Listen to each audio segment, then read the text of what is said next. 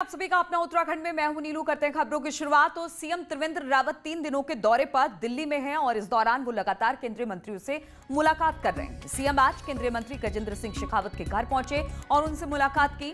वहीं इसके बाद सीएम नितिन गडकरी के यहां पहुंचे और कई मुद्दों पर चर्चा हुई। त्रिवेंद्र रावत इसके बाद केंद्रीय मंत्री पीयूष गोयल से मिलने वाले हैं, उनसे मिलने पहुंचे और फिर उनसे भी वो मुलाकात की। सीएम आज प्रधानमंत्री मोदी से भी शाम को 4:30 बजे के आसपास मिलने वाले हैं। वहीं राजनाथ सिंह और जावड़ेकर से मिलने का भी सीएम का आज का कार्यक्रम है। तो सीएम त्रिवेंद्र रावत का दिल्ली दौरा है और इस दिल्ली दौरे के दौरान कई केंद्रीय मंत्रियों से मुलाकात हुई है और कुछ से अभी करना बाकी है। प्रधानमंत्री मोदी से भी सीएम त्रिवेंद्र की मुलाकात 4:30 बजे शाम में होनी तय हुई है और लगातार उत्तराखंड के मुद्दों को लेकर इन मंत्रियों से मुलाकात हो रही है सीएम की। और सीएम त्रिवेंद्र रावत ने आज केंद्रीय मंत्री नितिन गडकरी से मुलाकात की। सूत्रों का कहना है कि इस दौरान all weather road, Muzaffarnagar, Haridwar, NH और दिल्ली देहरादून के बीच बनने वाली एक्सप्रेस वे को लेकर बातचीत हुई है।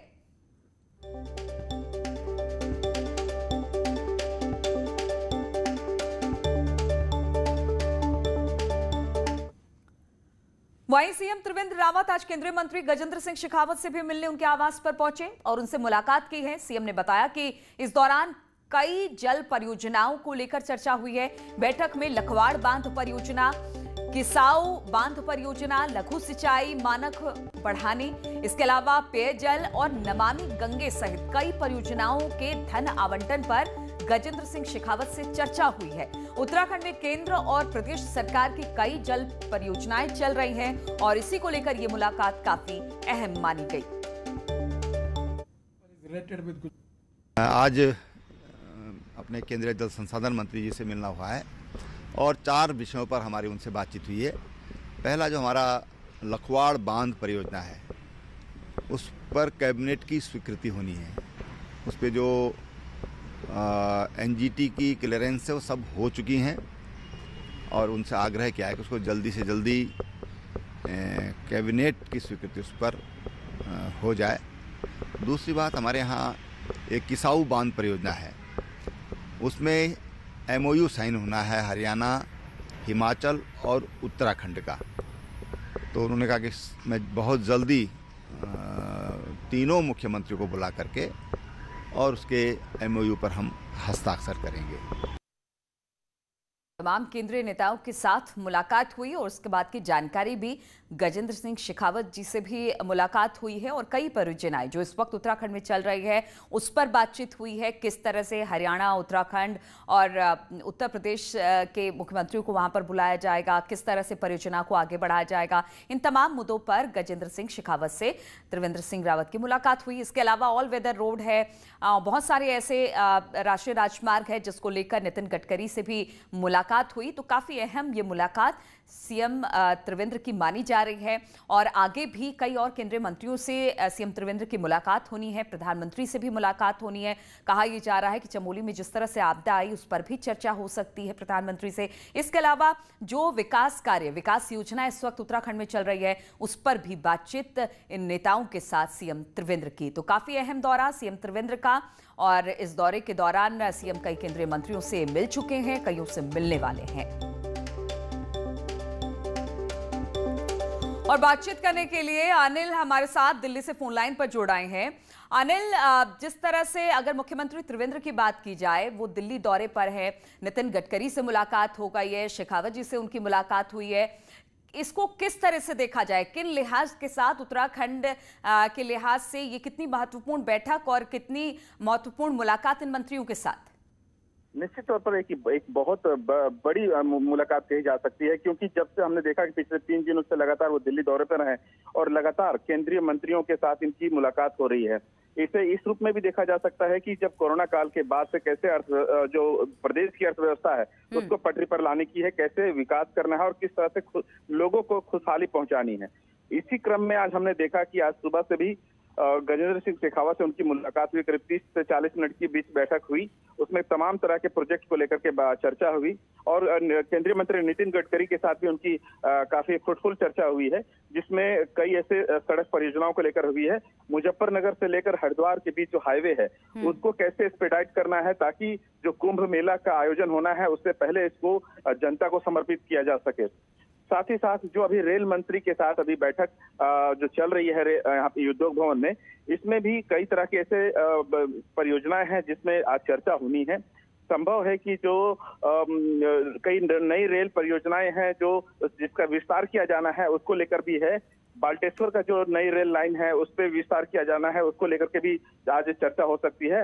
इसके अलावा जो कर्णप्रयाग तक है उसको आगे कैसे बढ़ाया जा सकता है, काठगोदाम है उसको कैसे बढ़ाया जा सकता है, रेल परियोजना, इन तमाम पहलुओं पर इस पर आज की बैठक में चर्चा संभव है। जी। और अनिल, प्रधानमंत्री के साथ भी मुलाकात होनी है, कब का वक्त तय किया गया है मुख्यमंत्री का उनके साथ मुलाकात का?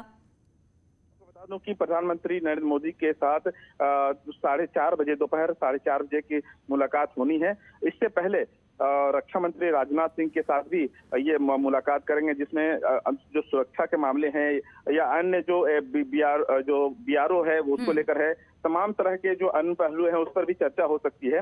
और अंत में 5 बजे के करीब प्रकाश जावड़ेकर के साथ मुलाकात होनी है, जिसमें जो फॉरेस्ट और जो एनओसी से रिलेटेड कई ऐसे विषय हैं जिसपे अपनी बात रख सकते हैं मुख्यमंत्री। जी ठीक है अनिल, आपसे आगे भी अपडेट लेंगे। फिलहाल बहुत बहुत शुक्रिया हमारे साथ जुड़ने के लिए। तो मुख्यमंत्री सीएम त्रिवेंद्र का दिल्ली दौरा है और ये दौरा कई लिहाज से अहम माना जा रहा है, क्योंकि कई मंत्रियों से, केंद्रीय मंत्रियों से मुलाकात और उत्तराखंड को लेकर चर्चा। और 1 मार्च से गैरसैंण में होने वाले विधानसभा सत्र की तैयारी शुरू हो चुकी है। आज विधानसभा अध्यक्ष ने सुरक्षा समितियों की एक बैठक बुलाई है, जिसमें कई विभागों के अधिकारी भी पहुंचे हैं और उस बैठक में कोरोना के गाइडलाइंस सहित, सुरक्षा सहित कई मुद्दों को लेकर चर्चा भी हुई है।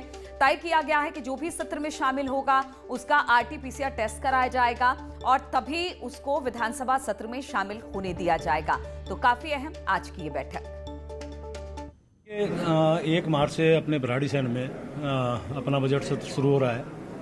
उसको लेकर जिस प्रकार से सुरक्षा की यहाँ बैठक हुई और हमारा ये सत्र बहुत अच्छे ढंग से संपन्न हो।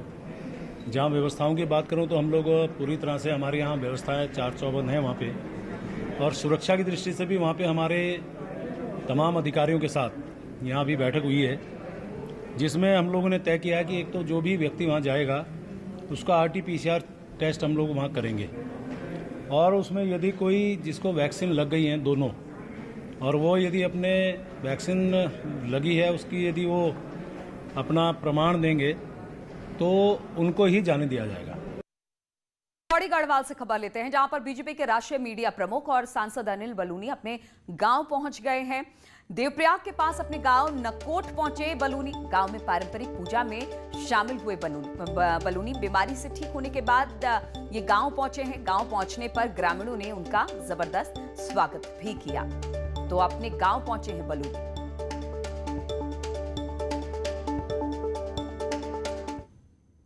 और उत्तर प्रदेश की योगी सरकार की तर्ज पर उत्तराखंड में भी कोरोना काल के दौरान दर्ज हजारों मुकदमों को वापस लेने की मांग की गई है। गढ़वाल से बीजेपी सांसद तीरथ सिंह रावत ने कहा कि बहुत से लोग लॉकडाउन के दौरान सामाजिक कार्यों के लिए बाहर निकले, ऐसे लोगों पर दर्ज केस वापस लिए जाए।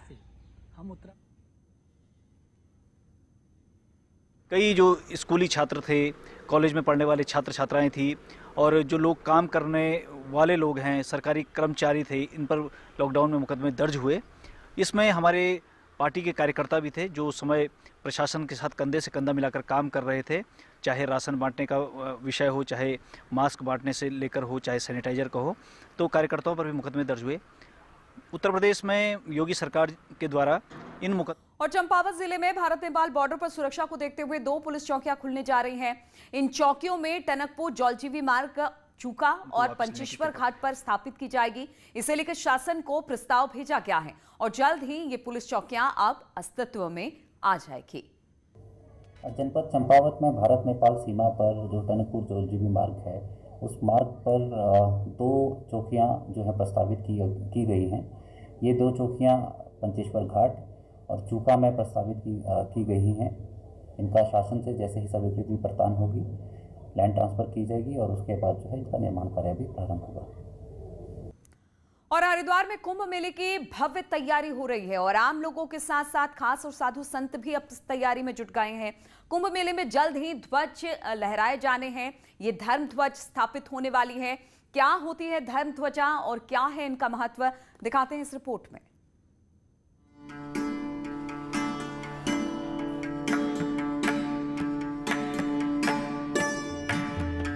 हरिद्वार कुंभ को लेकर तैयारियां जोरों पर हैं। 18 फरवरी को मेला प्रशासन के लोग अखाड़ों की धर्म ध्वजा के लिए खास लकड़ियां लेकर हरिद्वार पहुंचे और इन्हें अखाड़ों को सौंपा। इसके बाद धर्म ध्वजा स्थापित करने के लिए अखाड़ों की तैयारियां भी तेज हो गयी। सभी अखाड़े अलग अलग तारीख पर इन धर्म ध्वजाओं को स्थापित करेंगे। धर्म ध्वजा स्थापित होने के बाद ही अखाड़ों के मांगलिक कार्य शुरू होते हैं। लेकिन एडमिनिस्ट्रेशन के लिए धर्म ध्वजा एक लॉजिस्टिक चैलेंज भी होता है, क्योंकि इसमें एक तो सही पेड़ों के चयन के लिए थोड़ा फॉरेस्ट के अंदर जाना पड़ता है, साथ ही साथ फॉरेस्ट डिपार्टमेंट से टैप करना पड़ता है, इसका छपान होता है, कटान होता है, इसकी रॉयल्टीज़ दी जाती हैं और इनके ट्रांसपोर्टेशन भी एक बड़ा चैलेंज हमारे लिए होता है। तो जब ये धर्म ध्वजा स्थापित हो जाती है ना, तो जब स्थापित होने के बाद जो अपने हमारे अखाड़े के जो कार्य है, मांगलिक कार्य हैं, शुरू होने हैं, पेशवाई हैं, ये हैं, आपका मतलब श्री महंताई है, खालसे की स्थापना है, ये सब धर्म ध्वजा के बाद शुरू हो जाती है।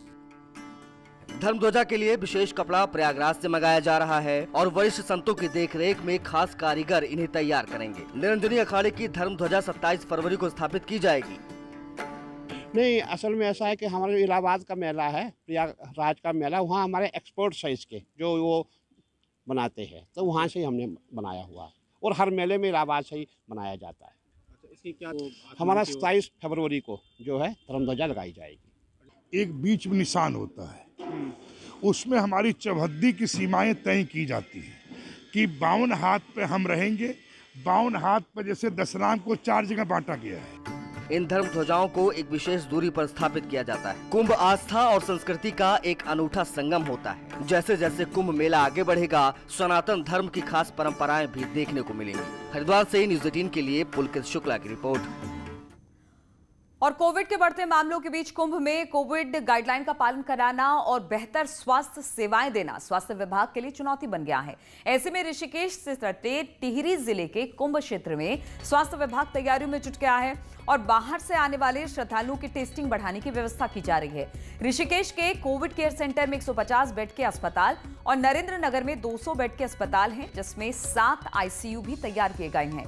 सीएमओ के मुताबिक इनकी सभी तैयारियां अब पूरी कर ली गई हैं।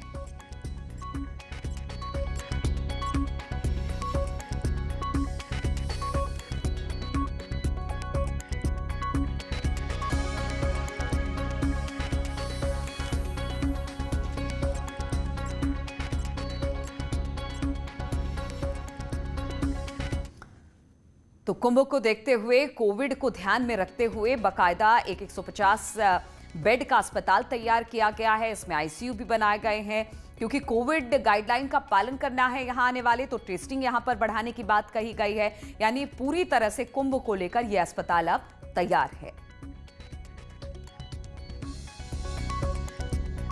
तो कोविड गाइडलाइन का यहां पर पालन होगा। बाहरी श्रद्धालुओं की भी अब यहां पर टेस्टिंग होगी, क्योंकि कोविड काल में इस तरह से कुंभ कराना एक बड़ी चुनौती है प्रशासन के लिए और इसी चुनौती से निपटने के लिए कोविड गाइडलाइन का पालन करते हुए अब अस्पताल बनाया गया है। और उत्तराखंड में पहली बार महिला कमांडो का दस्ता तैयार किया गया है। आधुनिक हथियारों की ट्रेनिंग के साथ ही महिला कमांडो ATS का हिस्सा होंगे और इनकी पहली तैनाती महाकुंभ में ही होगी।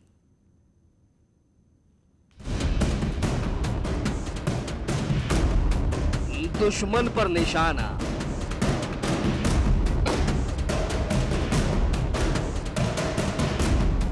महिला कमांडो का दमखम,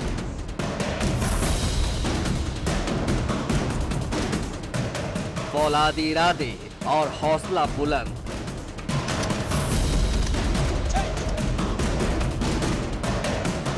महाकुंभ में तैनात होंगी महिला कमांडो।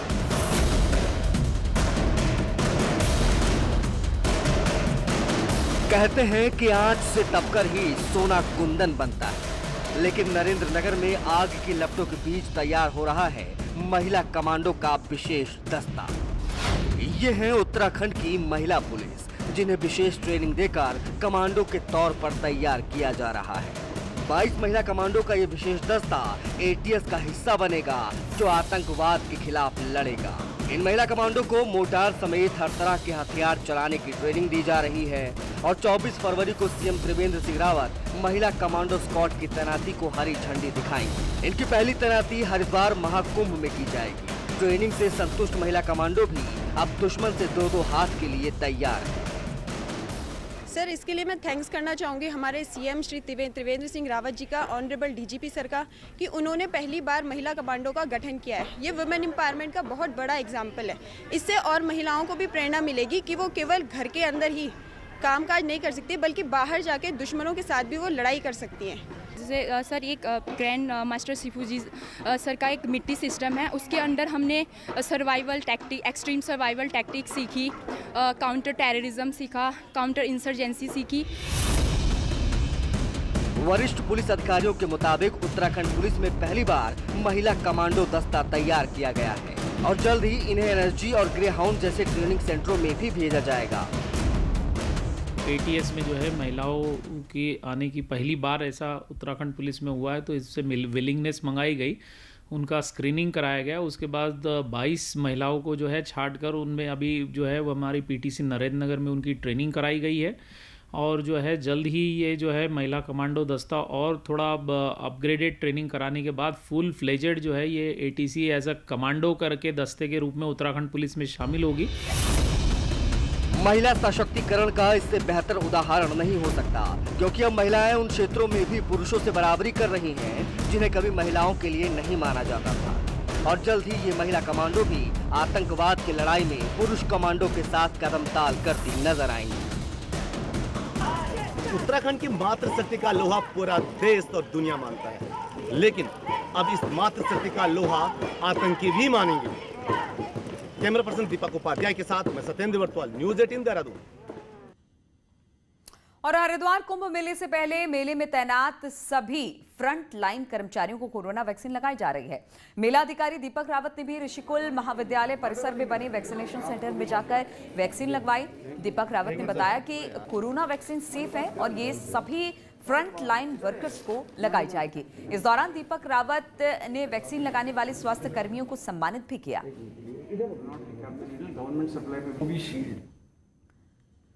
और कुंभ में कोरोना को लेकर किसी तरह की लापरवाही ना हो, इसके लिए प्रशासन पूरी तरह से मुस्तैद है और इसी के चलते राष्ट्रीय रोग नियंत्रण केंद्र की एक टीम हरिद्वार पहुंची और कुंभ मेले में तैनात डॉक्टर्स की टीम और अन्य स्टाफ को ट्रेनिंग दे रही है। हरिद्वार के ऋषिकुल महाविद्यालय में इसके लिए 3 दिन की विशेष ट्रेनिंग दी जा रही है। डॉक्टरों के मुताबिक श्रद्धालुओं में संक्रमण रोग ना फैले, इसके लिए विशेष ट्रेनिंग बहुत जरूरी है। सभी का स्वागत है। त्रिवेंद्र कैबिनेट ने महिला सशक्तिकरण की दिशा में महत्वपूर्ण कदम उठाते हुए महिलाओं का उनके पैतृक संपत्ति में अधिकार दिलाने का फैसला किया है। सरकार के इस फैसले का बीजेपी महिला मोर्चा ने स्वागत किया। ऋषिकेश में बीजेपी महिला मोर्चा के कार्यकर्ताओं ने सीएम त्रिवेंद्र रावत के इस फैसले का स्वागत किया और सीएम का आभार जताया। ये बहुत बड़ा फैसला माननीय मुख्यमंत्री जी द्वारा लिया गया है कि अब उत्तराखंड में जो भी महिला होगी उसको अपने पति के अलावा जो पैतृक संपत्ति होगी उसमें उसकी भागीदारी सुनिश्चित होगी। श्रीनगर गढ़वाल में जल विद्युत परियोजना के बांध में चमोली हादसे में लापता लोगों के शव खोजने का काम लगातार जारी है। घटना के 2 हफ्ते बीत जाने के बाद अब भी इस झील में 5 शव बरामद किए जा चुके हैं। इसके बाद अब प्रशासन ने 28 किलोमीटर लंबी इस झील का दोबारा ड्रोन से सर्वे कराने की तैयारी की है, जिससे अगर कोई शव झील में हो तो उसे बरामद किया जा सके।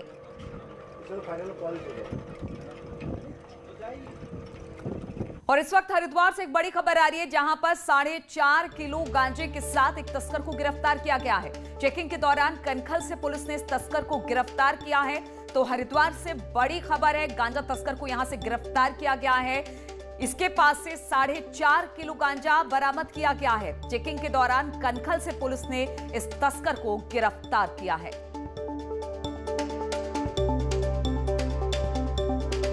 तो हरिद्वार से एक गांजा तस्कर को गिरफ्तार किया गया है। बताया जा रहा है चेकिंग के दौरान इसे पकड़ा गया। इसके पास से करीब 4.5 किलो गांजा बरामद किया गया है।